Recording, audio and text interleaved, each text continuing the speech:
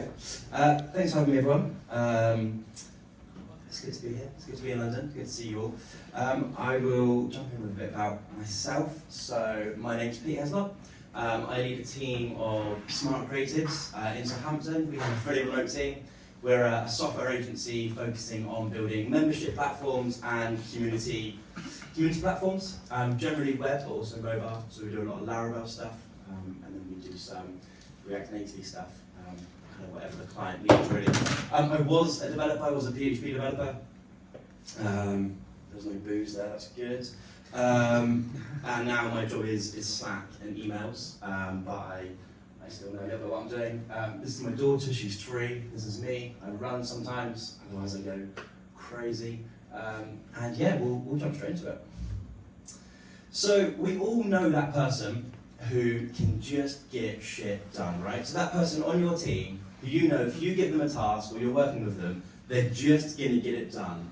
But not only are they just going to get it done, is they can actually think about the bigger picture of what's going on. They're the person you'd be really sad if they left. They're the person that you fight to work with.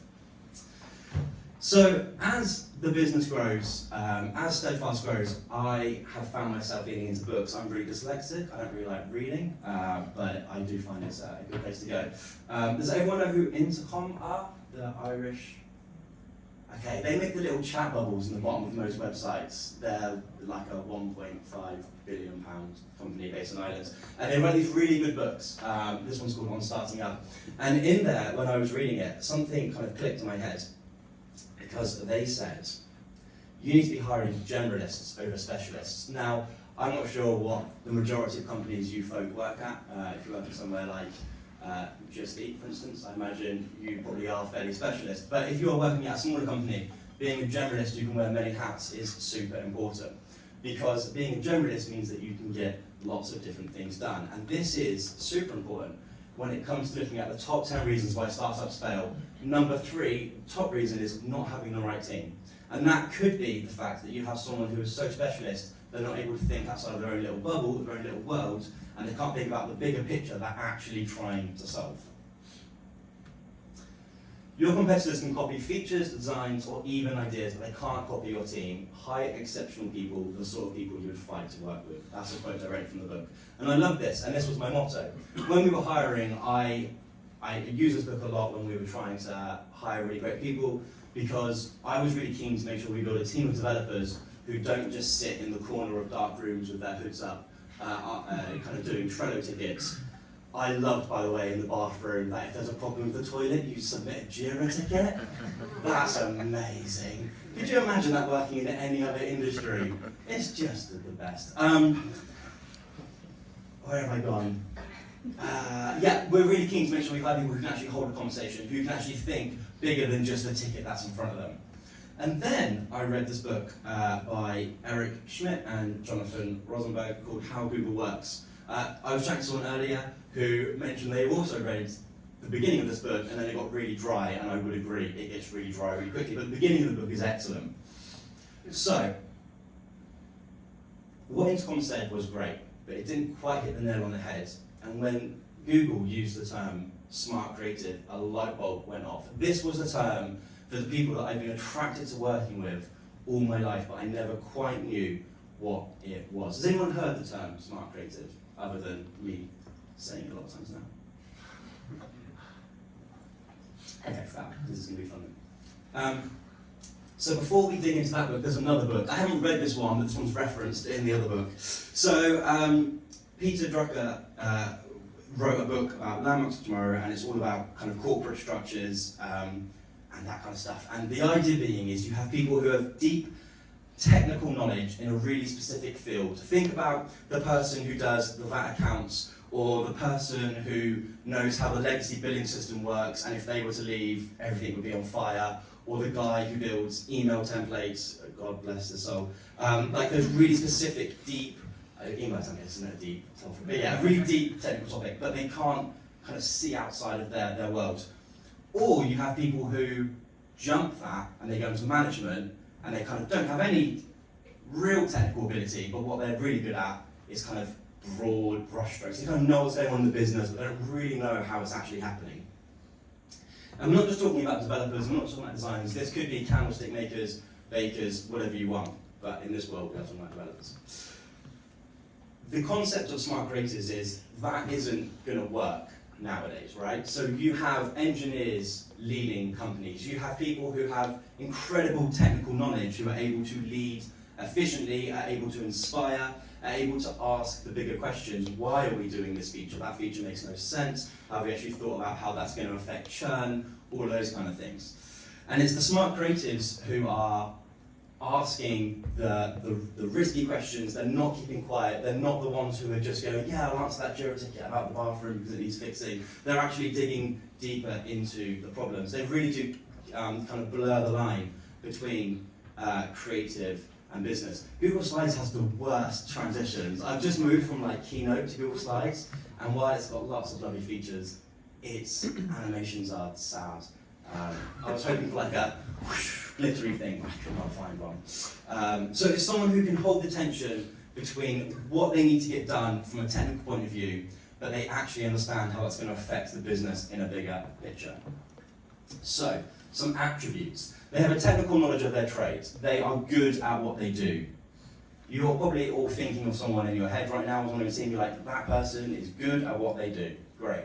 They have hands-on experience. They've been there, they've done it. They're not just a manager, or they're not just someone on a team who kind of pretends they've been a developer. They actually have been there, or they've done it. And they're an expert in their field. They're analytically smart. They care about the data. They care about what the results are going to be of what they're doing and what they're building.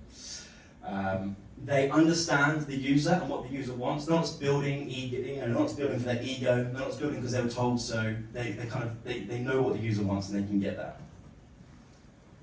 There are fire hose of new ideas which are actually good. They're often hard to manage. Anyone now thinking, this is me? They're often hard to manage, and that's because their brain is making such quantum leaps that they just don't have time for the bullshit which goes along with kind of standard kind of corporate structure.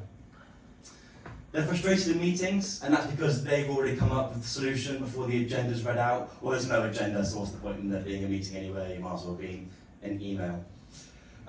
They don't like to be micromanaged, but what is really kind of pointed out a lot in the book is they're really good at delegation. They're really good at knowing, actually, that is not my skill set. I know who will be perfect for that. And they're really good at collaboration and communication. So, a few stories. Pre-pandemic, I ran the agency, and our office was based at Peppa Pig World. Anybody have children? Anyone know who Peppa Pig is? Great. So our office was based at Peppa Pig. Like, Peppa was our landlord. And we used to pay America at lunch, because of course we did. And this example would go as such. So we try and hire smart developers. So it comes to it and I go, guys, wouldn't it be great if we had a leaderboard for who's doing the best job at winning Mario Kart? Now, I'd expect one of my smart creating team to go, that's a bit boring. There's got to be something more we can do there. Can we spin it up as a SaaS? Is anyone else going to want to use it? Can we monetize it? Should we make a landing page, see if we can get some interest? Should we maybe do an MVP? They're the sort of questions that I'd expect a smart creative to be thinking. It's quite looping, isn't it? Not just, yes, I will get that done. It's more a case of, does this actually affect the business, and is it good for the business? Anyone like football? Any football? Yeah, great. Anyone know where this is? This is Old Trafford. So I am a Southampton fan, so I'm sat in the away end. This is my only away game I've ever been to. And from about here, James Ward-Prowse scored a banging free kick. It really did make the place go quiet. But anyway, so Manchester, one of the biggest cities in the UK. Old Trafford, arguably one of the largest tourist attractions in one of the biggest cities in the UK. My wife is from just outside of Manchester. She would kill me for saying that. She's actually from the Peak District, but it's basically Manchester. And so we left as the other 80,000 people did, and we thought, we'll grab a tram. We're trying to get to Piccadilly Station, just get a tram. Everyone's going to get a tram. That makes sense. So we funnel through, and we kind of get to it, and I go, that's fine. We kind of get to the front, and then I see the sign, and I cannot believe what I've just read. It says £5. I'm like, well, it's up north, it's still kind of expensive. Cash only. I was like, are you joking? Well, it's cash only for the main public transport outside of the main tourist attraction you have in this major city. There is a point to the story, I'll come back to in a second. I also visited this hotel at some point, I can't remember where it is, it's called Backwell House. It was really nice. It was a getaway with my wife. There's a nice rose garden, a nice bath, it was a nice time. There were a few odd things about it. We went for a walk around that rose garden. This was just there. We were like, this makes no sense, I don't understand what crime scene has happened here. It looks like something out of Saw. And then I got thinking, and I was like, oh yeah, there was that grumpy old man at the bar last night who owns the place. And he was moaning about everything and anything, moaning about staff. I'm pretty sure he was drunk, but he was moaning about everything. And I do genuinely believe that guy was a good hotel owner, because it was a great hotel. It was just needed a smart creative or a manager with some willpower or something just to step in and go, this needs fixing, this needs fixing, this makes no sense. But just because someone's good at something doesn't mean they can do the bigger picture. So they were really great at lots of things, but no one could kind of think about it in a smart, creative way. And we were like, this is crazy. And if you think about lots of real-world UX problems, and you start coming at it from a smart, creative point of view, you kind of start filling in the gaps. So, traits of a smart creative. We've already covered some, but we're going to go into a bit more. So, they're technical, they have a deep understanding of their role. Like I said, this could be a developer, it could be an iOS developer, or it could be literally a baker. Doesn't matter, they seem to be good at what their thing is. They're driven, and they're business focused. They understand the whole point of the business being there. The whole point, I was chatting to someone earlier, and they handle a very specific feature in the Lloyd's corporate banking app. And that is great, but we were chatting about this talk, and he was like, I also need to understand the bigger, wider picture of what we're trying to achieve, because otherwise I'm just in my own little silo doing my own little thing, and it needs to be a bigger picture thing, and you need to know about what's going on in the business. So, data-driven, like I said, they're really focused. Smart creatives love data. It's like the truth, isn't it? It's like it takes away the opinion from stuff. It takes away the opinion from managers, from designers, from whoever's kind of giving you this feedback, who's giving you the task, and really puts the emphasis on the data. They're focused on the past, present, and future, and what that means essentially is, that's great, we're going to build this thing for now, but does that make any sense in 5 years' time? Like looking ahead. And that is quite often what developers, especially junior developers, really struggle with. They get a ticket come through and they do it, but they haven't maybe thought about, like, why am I doing this? This doesn't make any sense. They're technical, which we've already covered. They're driven. They're really good at self-managing. If you know that person on your team who doesn't need to be micromanaged, that's them. They're really hands-on. They are a team player, and they're really articulate. Interestingly, I find from the most smart creatives on our team, they're really good at communication, both verbal and written. And then they have this business acronym. They actually care about what's going on in the business. What's the point of us making profit? What's the goals? What's the objectives? Whether I'm an iOS developer, whether I'm in QA, whatever it is, I still need to know what's going on in the rest of the business. Like I said, there are 5 modes of ideas. They're curious and they care about getting results. Little detour. So as a kid, I had a really bad speech impediment. My sister basically just spoke for me, so I never had to learn how to talk. So I went through speech therapy. That, along with being dyslexic, means that I kind of was forced into learning different ways of communication and I'm explaining myself. And I have no research to back this up. But I do genuinely think that if you were to get a Venn diagram of smart creatives and a Venn diagram of dyslexics, I think there'd be a massive crossover, just because of the way dyslexics have to learn to overcome the inability to spell or speak or whatever it is. Cass Business School did a research into the US market and found that 35% of company founders identified themselves as dyslexic. There's loads of famous ones. There's Richard Branson, Jamie Oliver, the guy who did IKEA, and so on. There's a few fun stats about them. They're more likely to grow a business faster. They're more likely to fail at growing a business as well, in terms of grow it quickly and then crash it quickly. They're more likely to be inspired and influenced by a mentor rather than education, and they're more likely to manage more staff. So yeah, that was a fun little detour. There's not really much point to it, just a little back to the point. So becoming a smart creative. So some of you in the room might be thinking, I am thinking that this is me. I am thinking that I see some of these traits in myself, or maybe in some of my team members. How can I become more smart creative if it's not necessarily becoming naturally to me? And I don't think it's like a binary on or off thing. I think people are just kind of more on the spectrum than others. But the number one thing I think is you need to stop, listen, and step back. Like, what is happening around me? What's happening in the team? What's happening with the product we're building? Like, what is actually going on? And then as well as that, you need to be like reading and just trying to absorb as much knowledge as possible. You can be a great developer, but if you have no real world experience about other things, it can really start to hinder you. And you notice that a lot in juniors. When I'm hiring junior members of staff, the ones that have been traveling, the ones that have left home, the ones that have done life things are just more resilient and just better at learning, even though it's completely irrelevant to their job.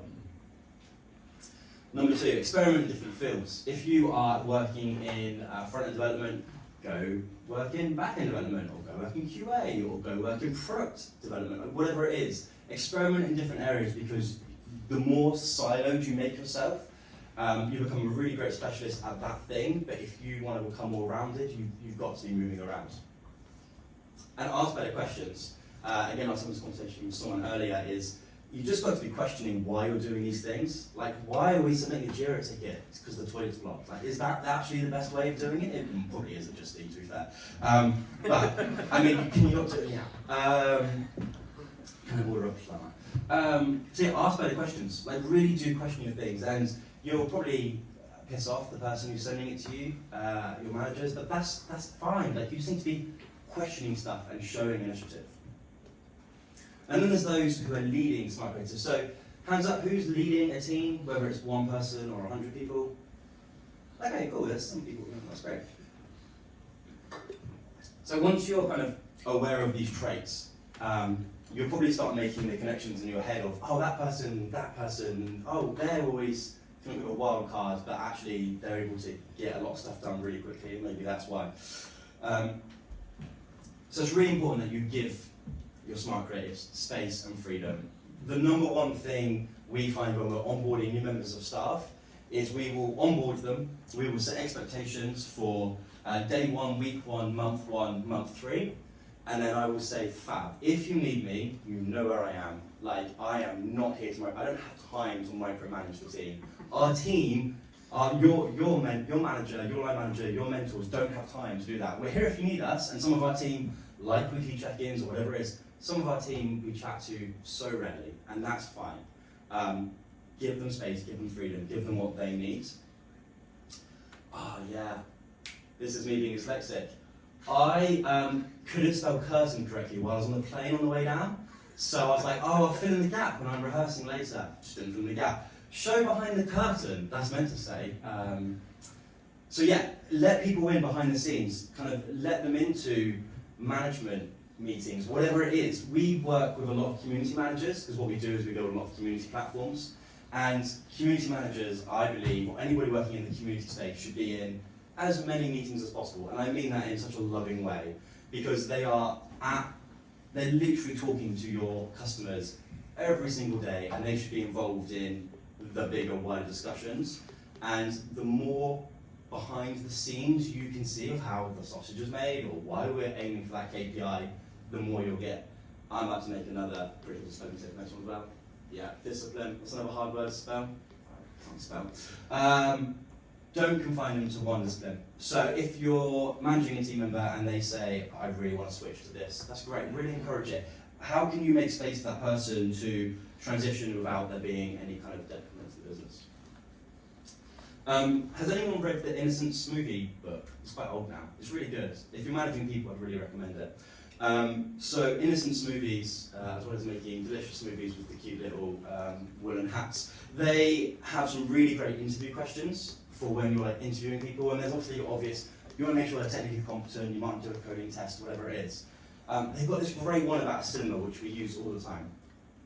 So here it goes. Take your local cinema, estimate how much revenue you think they're making, giving them a pen and paper, or whatever, it's probably a Zoom, whatever it is, and get them to walk you through your thinking. Now, a good person will break it down by number of seats, number of screens, number of days in a week. A great person will think, well, at weekends there's going to be more people, and really great people will work out that actually popcorn is where the money's at. And that's just kind of getting someone thinking about that. And you can expand that further and you go, okay, fab, I'm going to give you the cinema to run for a week. Again, I'm hiring a developer here. They're never going to run a cinema. It'd be bonkers. But it gets them, like, can they think in that way is what I'm trying to absorb from them, or can they just get ticket, do ticket? The next question I would ask them is, okay, fab, I'm going to give you the cinema for a week. How are you going to maximize profits? Like, are you going to run a marketing campaign? What would that look like? Are you going to run a promotion? What would that look like? And it just gets people thinking about the concept of profits and margins. Like, explaining to our team that, you know, every day a card or a project goes over, costs X amount of money, is like, it's really foreign to start with, but once you start talking about it really naturally, it kind of just starts to flow. You want to be hiring people who can think commercially. I am wrapping up. Sergey and Larry made this clear. Their plan was to build the best search engine they could, and they hired Jonathan from Excite at Home. There's a whole backstory in the book about it. He wrote a business plan, and he gave it to Sergey and Larry, and Larry hated it. He said, this is shit, like, we're not going to do this, because this does not work. He said, go talk to our engineers and come back to me. And he said, well, they're engineers, like, they'll do what we tell them to do. And he said, no, go talk to the engineers. And the more Jonathan spoke and spent with them, he realized they weren't just engineers. They were engineers who could think about the business, they could talk about profit, they could talk about everything they needed to do to make the business thrive, not just get their tickets done. And then that's when he realized that actually we need to build a different business structure for them. Thanks for listening, I do really appreciate it. We are hiring. Everyone's hiring, right? Well, not everyone. We are. They're fully remote roles. I'm sure the room is full of Laravel developers. But we'll also come up by that. Yeah, really appreciate your time. Thanks.